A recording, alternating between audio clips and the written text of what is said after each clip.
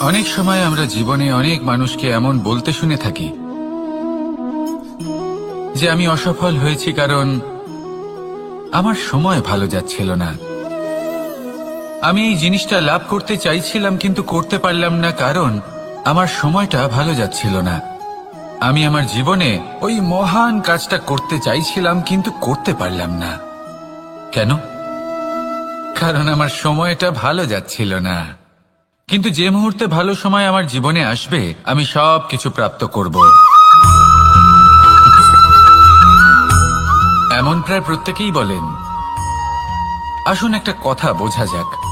একজন মালিকে দেখুন, সে প্রত্যেক দিন গাছের সেবা করে, তাকে জল দেয়, তার যত্ন আত্তি করে। কেন?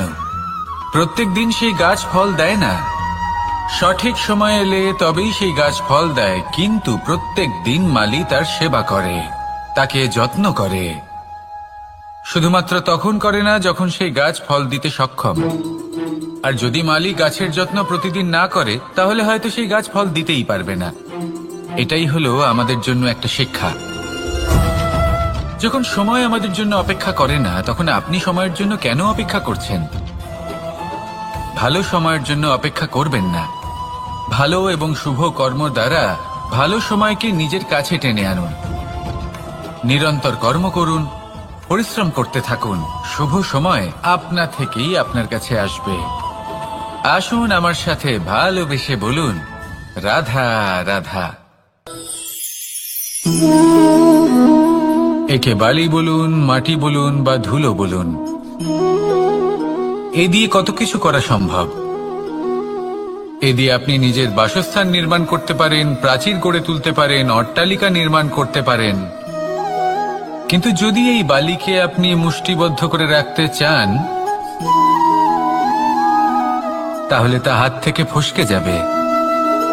আপনি কখনোই একে মুষ্টিবদ্ধ করতে পারবেন না। এরকমই হয় আমাদের জীবন, আর এরকমই হয় সময়। এই মুষ্টিবদ্ধ করা বালির মতো। সময়কে আমরা বাধা দিতে পারবো না, আটকেও রাখতে পারবো না। এ হলো প্রবাহমান। জন্ম থেকে মৃত্যু পর্যন্ত এই যে সময়, তা খুবই সীমিত। আর এই সময় আমরা যেটাই করি তার দ্বারাই আমাদের মূল্য নির্ধারিত হয়। আর এই সংসার থেকে চলে যাওয়ার পরেও এই সংসার এই সব কর্মের জন্যই আমাদের মনে রাখে। তাই যদি আপনি এটা ভাবেন যে আজ যে কর্ম করার ছিল আমি না হয় কাল করে নেব, কাল আমার লক্ষ্যে পৌঁছানোর কথা ছিল আমি পরশু পৌঁছবো, না, এই সময় খুব মূল্যবান, একে নষ্ট করবেন না। এই সময়কে সদ্ব্যবহার করুন, মহান হবার পথে অগ্রসর হন। একে যদি মুষ্টিবদ্ধ করে রাখার চেষ্টা করেন এই সময় থেমে থাকবে না। আসুন আমার সাথে ভালোবেসে বলুন, রাধা রাধা। বল, শক্তি, পরাক্রম এই সংসারের বিকাশের মূল। কিন্তু কখনো ভেবেছেন যে প্রকৃতি আমাদের এই বল, শক্তি, পরাক্রম কেন দিয়েছেন? যাতে আমরা জীবনে কারোর উদ্ধার করতে পারি, কাউকে সাহায্য করতে পারি, কারোর জন্য ভালো কিছু করতে পারি, কোনো গরিব অসহায় মানুষের জন্য কিছু করতে পারি, এই বল, এই শক্তির সদ্ব্যবহার করতে পারি। কখনো দেখেছেন এমন মানুষ যার কাছে অসীম শক্তি আছে কিন্তু তার সাথেই অসম্ভব অহংকারও রয়েছে, যিনি নিজেকে সর্বশ্রেষ্ঠ বলে মনে করেন, খারাপ কাজও করেন। আপনি দেখবেন প্রকৃতি এবং মানুষ তাকে ভাঙতে সর্বদা চেষ্টা করেন। মনে রাখবেন, যতই সুবিশাল পর্বত হোক না কেন, তা যদি পথে পড়ে তাকে ভেঙে পথ প্রশস্ত করা হয়।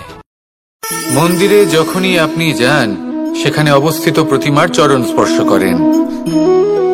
যখন শিবলিঙ্গের অভিষেক করেন তখন স্বয়ং নিজে হাতে দুধ এবং জল দিয়ে তা ধৌত করেন, তার প্রক্ষালন করেন।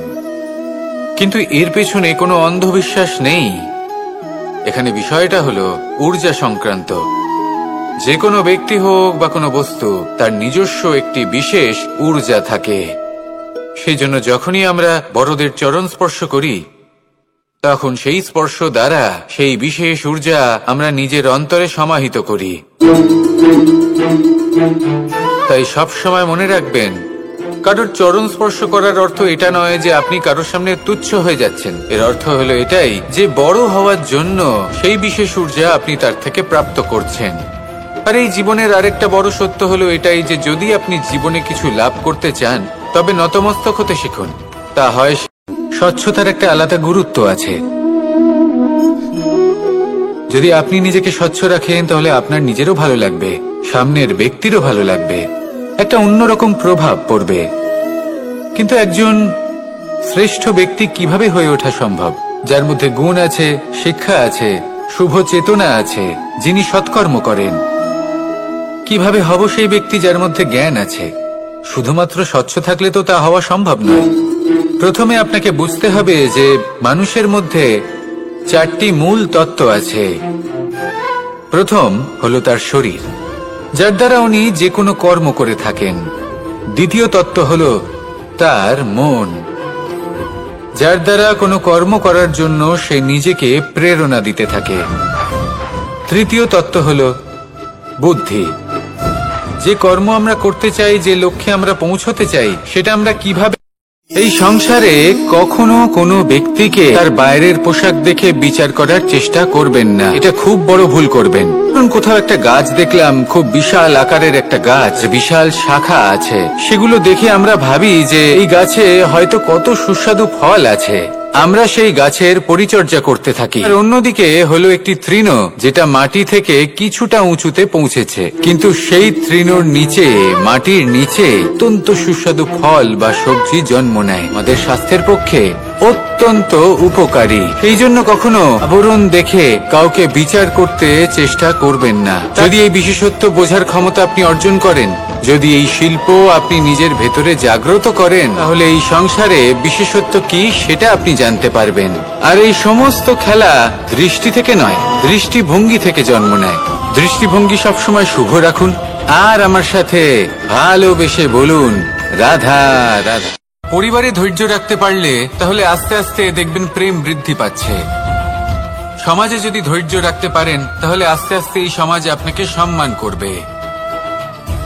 যদি নিজের জীবনে ধৈর্য রাখতে পারেন তাহলে নিজে থেকেই আত্মবিশ্বাস বাড়বে, নিজের বিকাশ হবে। জীবনে সবই সম্ভব যদি ধৈর্য রাখতে পারেন। হয়তো আস্তে আস্তে হবে, কিন্তু হবে অবশ্যই, শুধু ধৈর্য রাখুন। নারীকে পুজো করা হয় সেখানে ঈশ্বর বাস করেন, আর যেখানে নারীকে অপমান করা হয় সেখানে ঈশ্বর এবং ভাগ্য এই দুই রুষ্ট হয়। মনে রাখবেন, যদি নারী কল্যাণকারী হতে পারেন তাহলে নারী মহাচণ্ডী রূপও ধারণ করতে পারেন। যদি একজন নারী মাতা হয়ে জন্মদান করতে পারেন তাহলে নারী মৃত্যু হয়ে বিনাশও করতে পারেন।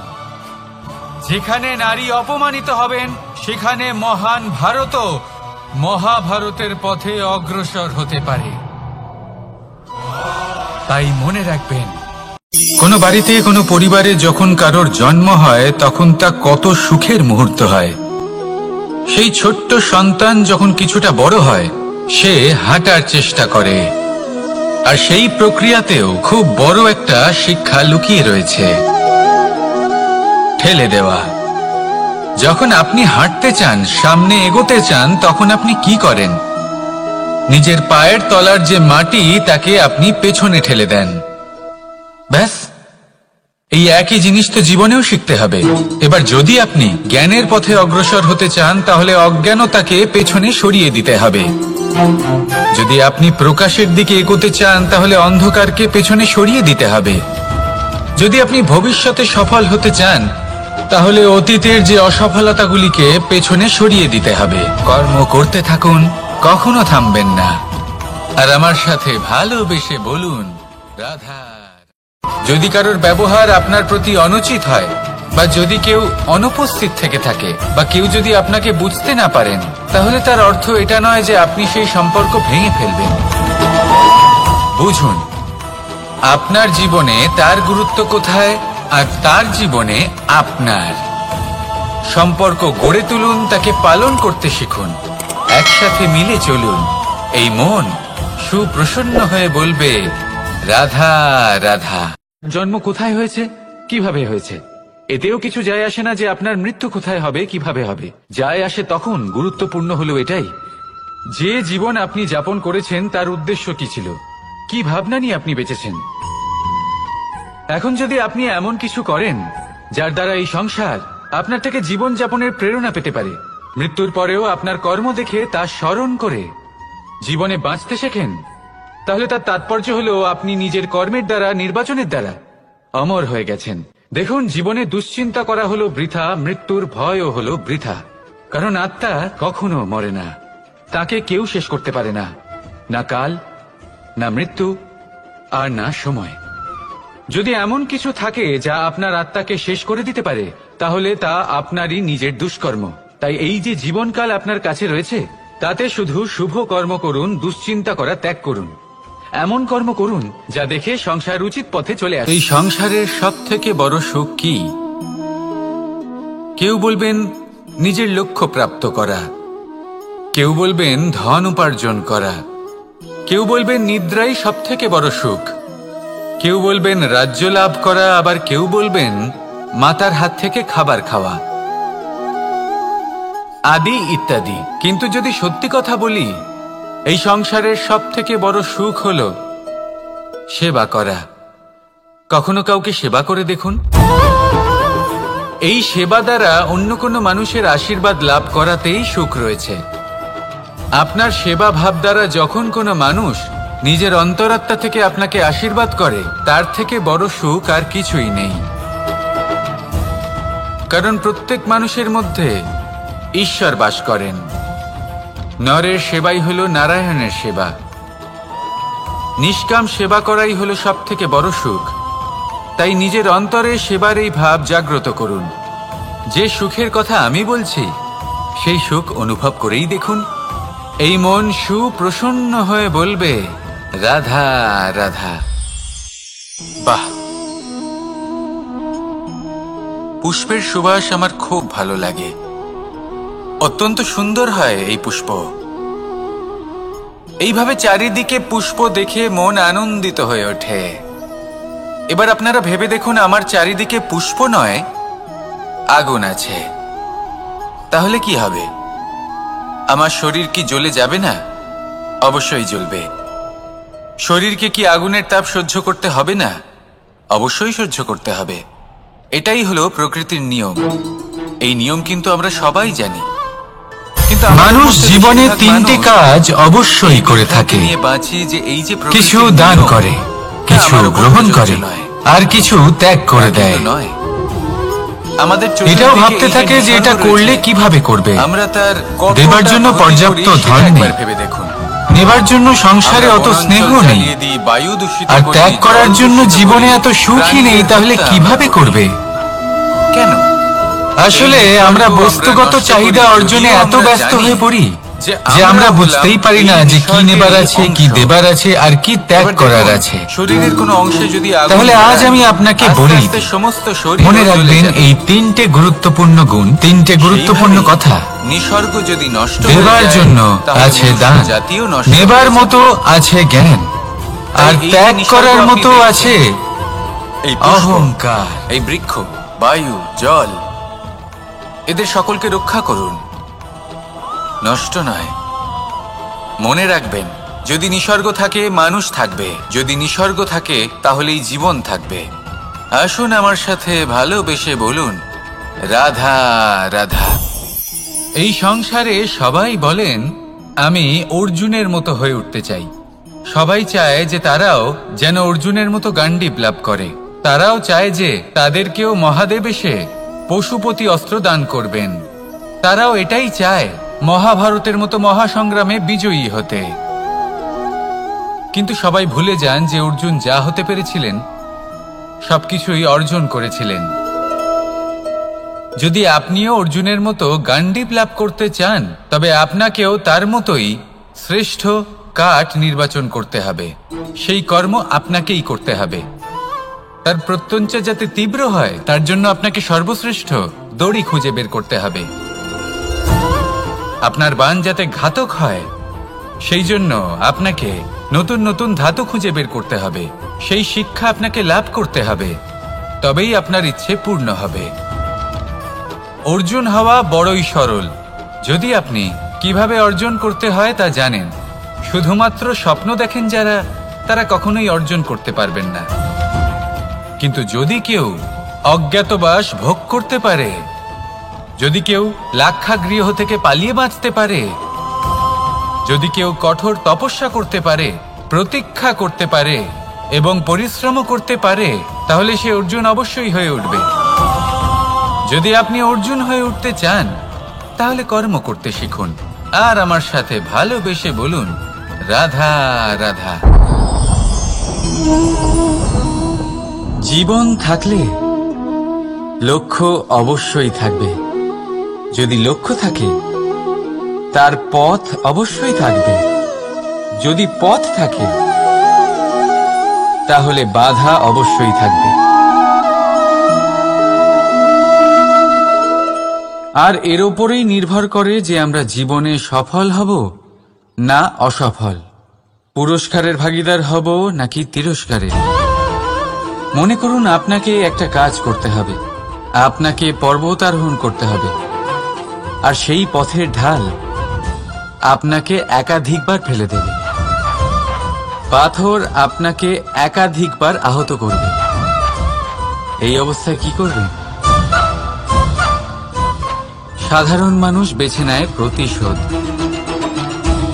সেই পর্বতকে নষ্ট করে দেওয়ার চিন্তা ভাবনা করে, তার ভিতকে নড়িয়ে দেওয়ার কথা ভাবে সেই মানুষ। কিন্তু পর্বতকে তো কেউ নষ্ট করতে পারে না। তাই অসফল হওয়ার সাথে সাথে কুখ্যাতিরও ভাগীদার হয়ে যায় সে। দ্বিতীয় পথ হল পরিবর্তন। যদি আপনি সেই পর্বত ভাঙার পরিবর্তে তাতে সোপান তৈরি করেন, তাহলে আপনিও সেই পর্বতে উঠতে পারবেন, অন্য কেউও তাতে উঠতে পারবে, আগামী প্রজন্মও তাতে উঠতে পারবে, আর সেই আগামী প্রজন্ম সর্বদা আপনার সুনাম করবে। তাই জীবনে প্রতিশোধ নয়, পরিবর্তন বাছুন। বদলা নয়, বদল বেছে নিন। আপনার বাধা আপনার বন্ধু হয়ে যাবে। রাধা রাধা। সমস্ত মানুষের জীবন কিছুটা সমান হয়। মানুষ জন্মগ্রহণ করে, তারপর চলতে শেখে, জীবনে এগিয়ে চলে, বার্ধক্য লাভ করে, তারপর সমাপ্ত হয়ে যায়। কিন্তু সেই ব্যক্তিরা কারা যারা প্রকৃত অর্থে মনুষ্য জীবন যাপন করেন? এনারা হলেন সেই ব্যক্তি যারা পড়ে গেলেও আবার উঠে দাঁড়ানোর চেষ্টা করেন, নিজের ভেঙে পড়া অস্তিত্বকে আগলে নিয়ে আবার একটা আকার দেওয়ার চেষ্টা করেন, ভগ্ন আশাকে আবার একটা নতুন দিশা দেন। অসফল হওয়ার পরেও থামেন না, আবার এগোতে থাকেন। অসফল হওয়ার পরে যদি আপনি থেমে যান, তাহলে সাফল্য আপনার সামনে অপেক্ষা করে, কিন্তু আপনি তা দেখতে পান না। তাই জীবনের সংঘর্ষে অংশগ্রহণ করতে শিখুন। জীবনের সংঘর্ষ থেকে পালাবেন না। আসুন আমার সাথে ভালোবেসে বলুন, রাধা রাধা।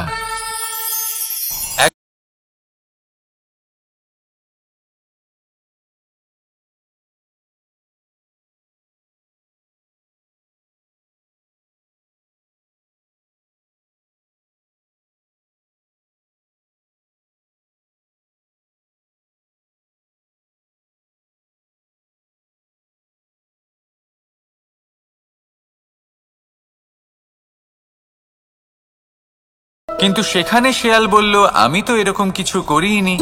কিন্তু যদি আপনি এরকম বলেন, কোনো প্রমাণ দিন, এর কোনো সাক্ষী আছে?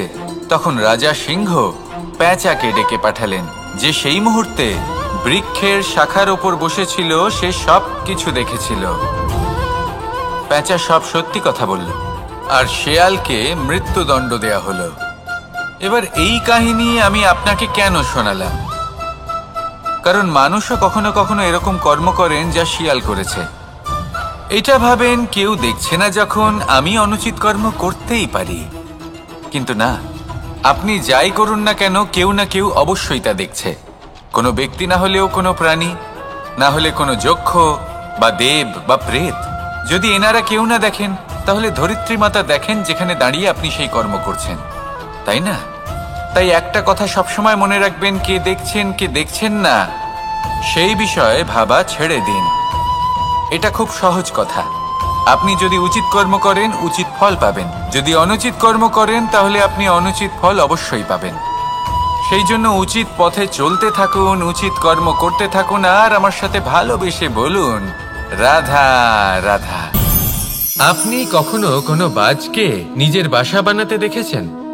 এই বাজ যখনই কোনো বাসা বানায় তখন উঁচু গাছের ডালে বা কোনো পর্বতের শিখরে বাসা বানায়, অনেক উচ্চতায়, আর সেখানে তার সন্তানও জন্মগ্রহণ করে।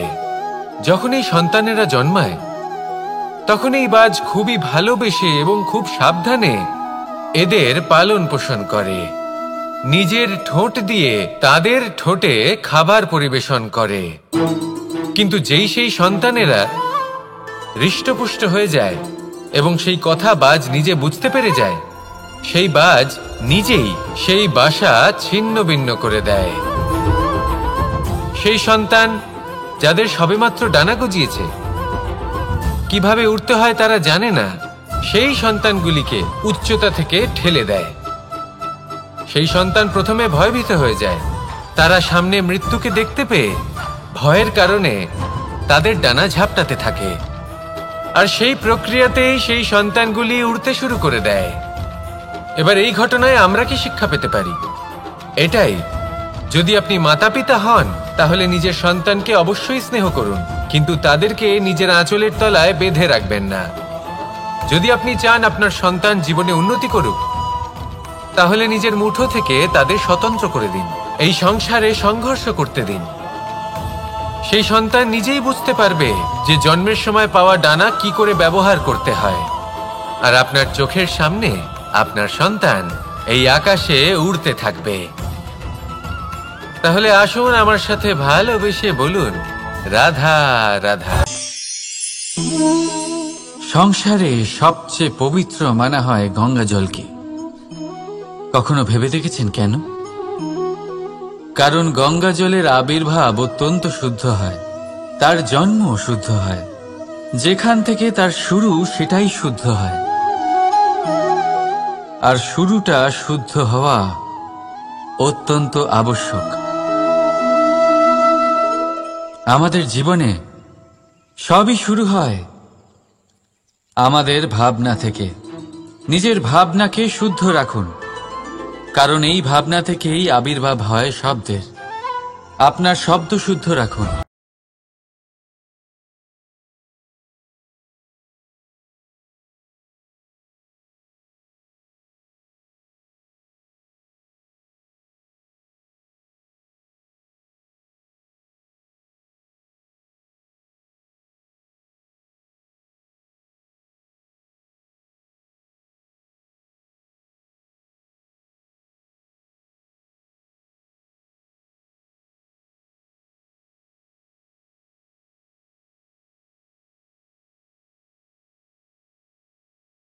সংসারে, এই জীবনে নিজের ভাবনা শুভ রাখলে, শুদ্ধ করলে আপনার মন সুপ্রসন্ন হয়ে বলবে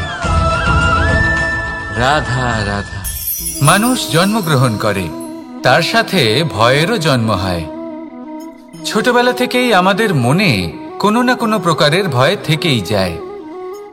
কেউ এই বিষয়ে ভয় পায় যে তার কোনো বস্তু তার থেকে দূরে চলে যাবে, কেউ এই বিষয়ে ভয় পায় যে আমি নিজেকে হারিয়ে ফেলব, কেউ এই ভেবে ভয় পায় যে আমার প্রিয়জনেরা তারা যেন আমার থেকে দূরে না চলে যায়, কেউ এই ভেবে ভয় পায় যে আমরা যেন পথ না হারিয়ে ফেলি, আদি ইত্যাদি। কিন্তু সত্যি কথা বলতে, ভেবে দেখুন এই ভয় বাস্তবে কি?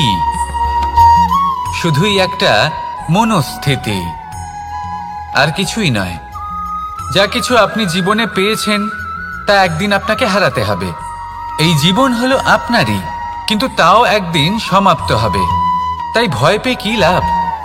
এই ভয় শুধু আপনাকে জীবন যাপন করা থেকে বাধা দিচ্ছে, আর কিচ্ছু নয়।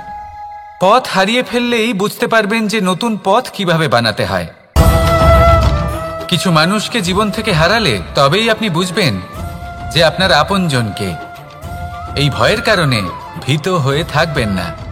এই তারা নক্ষত্র অন্ধকারের অভাবে গুরুত্ব হারায়। শিবকেও মহাদেব হওয়ার জন্য বিষপান করতে হয়েছিল। প্রত্যেক পরিস্থিতি, প্রত্যেক সাফল্য আপনার পরীক্ষা নেবে, তাতে উত্তীর্ণ হওয়া হলো আপনার কর্ম। যখনই আপনি ভয় পাবেন বা সংকটের সম্মুখীন হবেন, তখন সাহসের সাথে তার সম্মুখীন হন। মনে রাখবেন, যে সম্মুখীন হতে জানে, সাফল্য তার সাথে সবসময় থাকে। আসুন আর আমার সাথে ভালোবেসে বলুন, রাধা রাধা। আমাদের হাতটা দেখুন। এই হাতে 5টা আঙুল আছে, যা ভিন্ন ভিন্ন ধরনের, একরকম কেন নয়? কারণ হলো প্রত্যেকের নিজের নিজের গুরুত্ব আছে, নিজের নিজের মাহাত্ম্য আছে। এরা ভিন্ন, তাই একত্রিত হয়ে মুষ্টিবদ্ধ করা সম্ভব, যার দ্বারা আমরা আত্মরক্ষাও করতে পারি, আবার আক্রমণও করতে পারি। যদি 5টি আঙুল সমান হতো, তাহলে মুষ্টিবদ্ধ হতে পারত না, নিজেদের মধ্যে বিভ্রান্তির সৃষ্টি করত। এবার এরকমই কিছু আমাদের সংসারেও হয়। আমাদের দেশ, যেখানে একটি ভূমির ওপর ভিন্ন ভিন্ন ধর্মের মানুষ বাস করেন, ভিন্ন ভিন্ন জাতি, ভিন্ন ধর্ম, ভিন্ন ভাষা। কিন্তু যদি আমরা এটা ভাবি যে কিভাবে এই দেশকে কল্যাণের পথে নিয়ে যাওয়া যায়, কিভাবে এর বিকাশ করা সম্ভব, তাহলে আমাদের একত্রিত হওয়া শিখতে হবে। যেইভাবে 5টা আঙুল একত্রিত হয়, মুষ্টিবদ্ধ হয়, সেইভাবেই আপনার যে ভাষাই হোক, যে ধর্মই হোক, যে জাতি হোক না কেন, ঠিক আছে, আবশ্যক হলো আপনার নিজের কর্মভূমির সাথে, আপনার ধরিত্রীর সাথে যুক্ত থাকা, সাথে থাকা। তবেই দেশের উন্নয়ন সম্ভব, তবেই এই দেশ স্বতন্ত্র থাকবে, সফল হবে, আর এই মন প্রসন্ন হয়ে বলবে, রাধা রাধা। যদি আমি আমার চোখ বেঁধে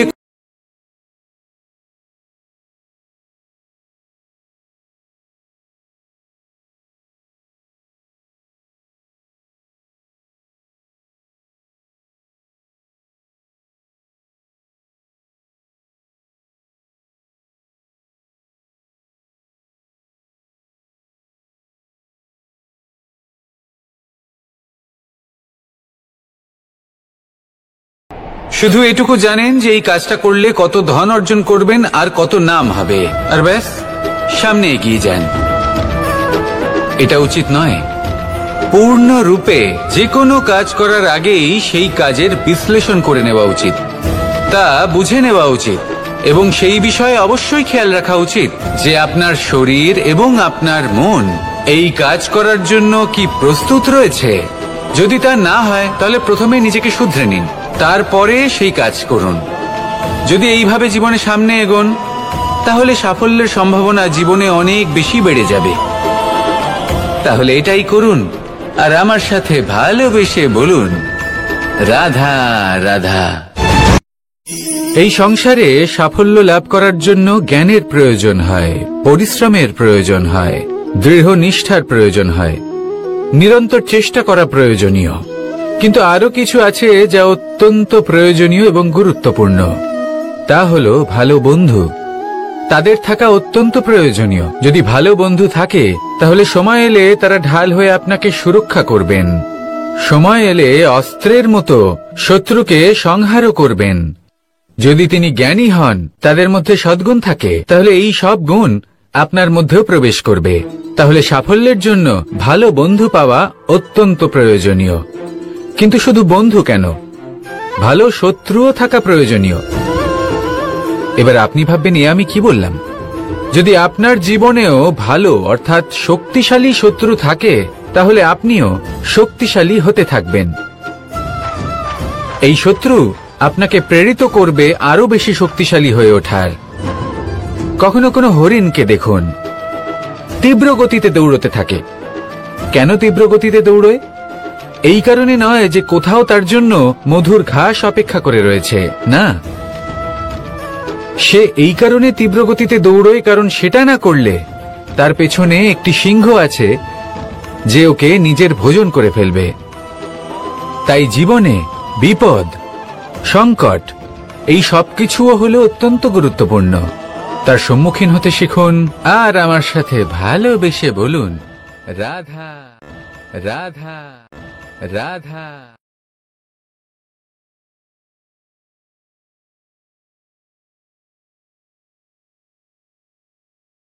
লক্ষ্যে পৌঁছানো অত্যন্ত কঠিন হয়।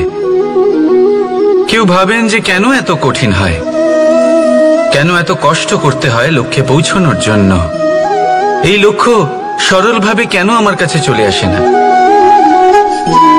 চলুন আপনাকে একটা কথা বলি, যদি আপনার লক্ষ্য কঠিন না হয় তাহলে তাকে পাওয়া আপনার পক্ষে অসম্ভব হয়ে উঠবে। লক্ষ্যে পৌঁছানোর এই রাস্তায় আপনি যে কড়া রোদের সম্মুখীন হন, যার থেকে আপনি দূরে পালাতে চান, সেই রোদ আপনাকে প্রেরণা যোগায় যে আপনি এগোতে থাকুন।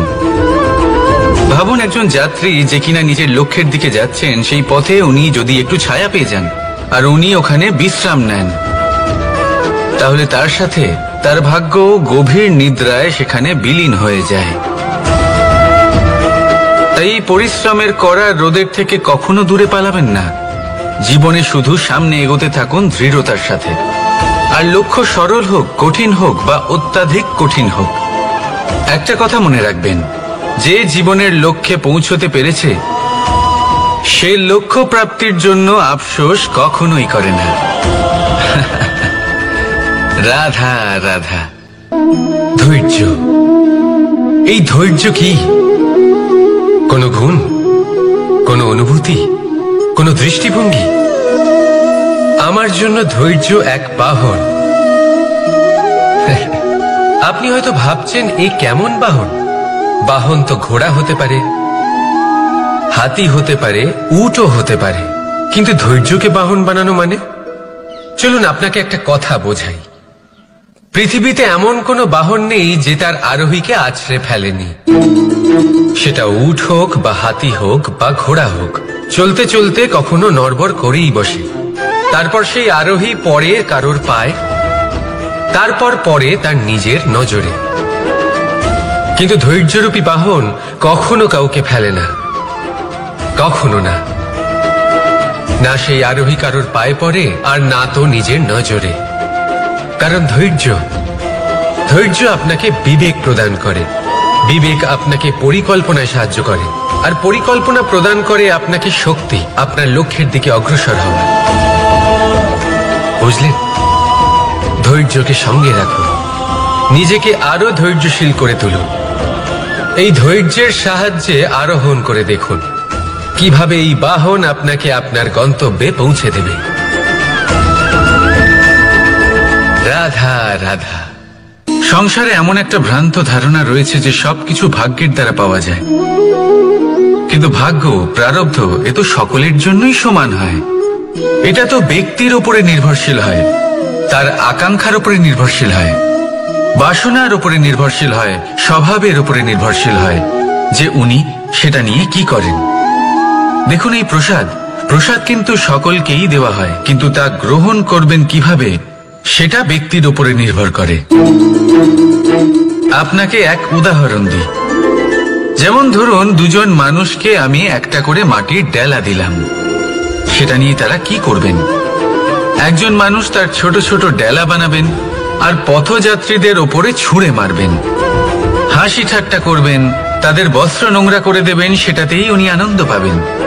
অন্যদিকে দ্বিতীয় ব্যক্তি সেই মাটির ডেলা দিয়েই নিজের জন্য একটা কুঁড়ে ঘর বানাবেন। সেই কুঁড়ে ঘর যা রোদেতে, বৃষ্টিতে, ঝড়ে তাকে সুরক্ষিত রাখবে। অনুভূতি, এই অনুভূতি বদলাতে শিখুন। এই অনুভূতি অত্যন্ত গুরুত্বপূর্ণ। ভালোবাসাতেও এই অনুভূতি হলো অত্যন্ত গুরুত্বপূর্ণ। ভালোবাসা সে বন্ধুর সাথে হোক, মা বাবার সাথে হোক, ভাই বোনের সাথে হোক, স্ত্রীর সাথে হোক, যে কারোর সাথে হোক। মনে রাখবেন, এই হলো সেই অনুভূতি যা আপনার ভাগ্য নির্ধারণ করে থাকে। তাহলে আসুন আমার সাথে প্রেমের অনুভূতি নিয়ে বলুন, রাধা রাধা। লক্ষ্য, পথ আর সাফল্য, এই তিনটেই একে অপরের সাথে জড়িত, কিন্তু অনেকবার মানুষ এদের ঠিকভাবে বুঝতে পারেন না।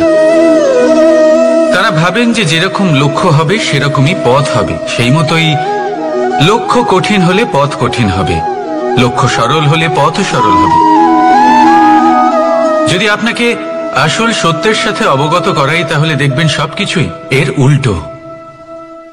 লক্ষ্য নিজের পথ বানায় না, পথ সেটাই যেটা আপনি স্বয়ং নির্বাচন করে আপনি নিজে বানান।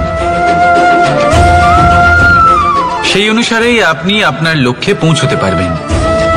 সেই জন্য জীবনে যখনই লক্ষ্যে পৌঁছানোর পথের বিষয়ে আপনি কোনো সিদ্ধান্ত নেবেন, তাহলে তা ভেবে চিন্তে নেবেন, কারণ এই পথ অত্যন্ত গুরুত্বপূর্ণ।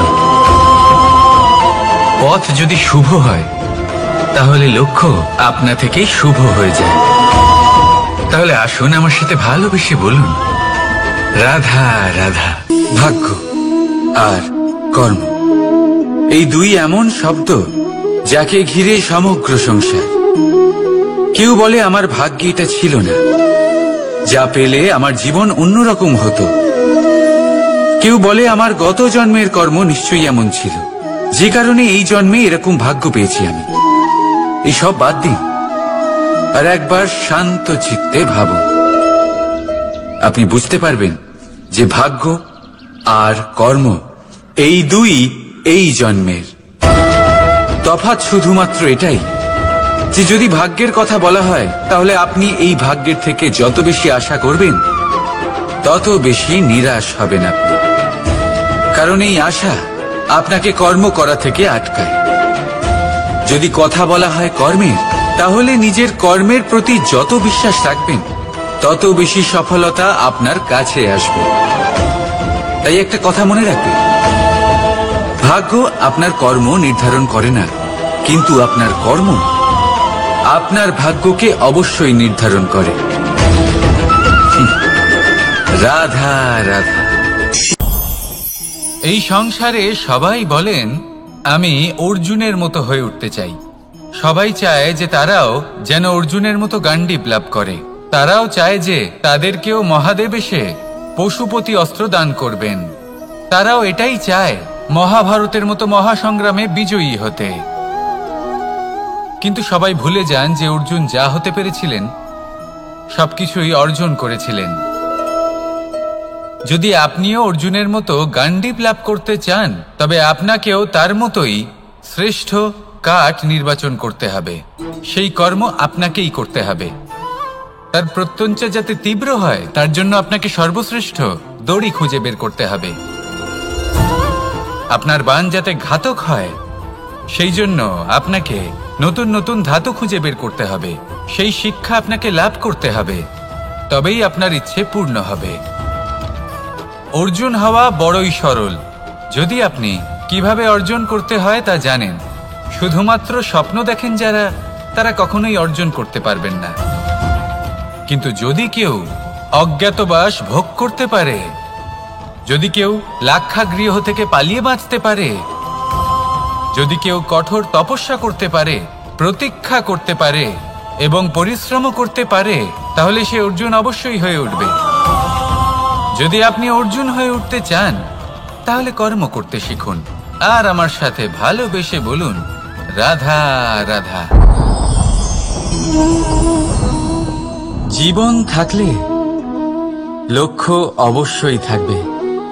যদি লক্ষ্য থাকে, তার পথ অবশ্যই থাকবে। যদি পথ থাকে,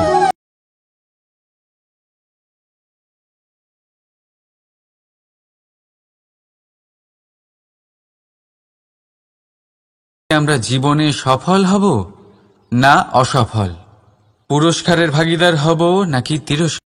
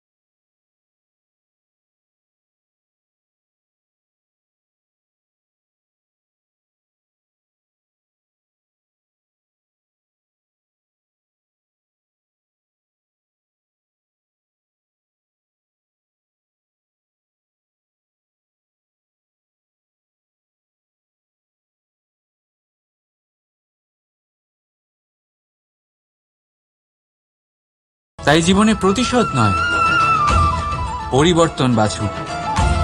বদলা নয়, বদল বেছে নিন।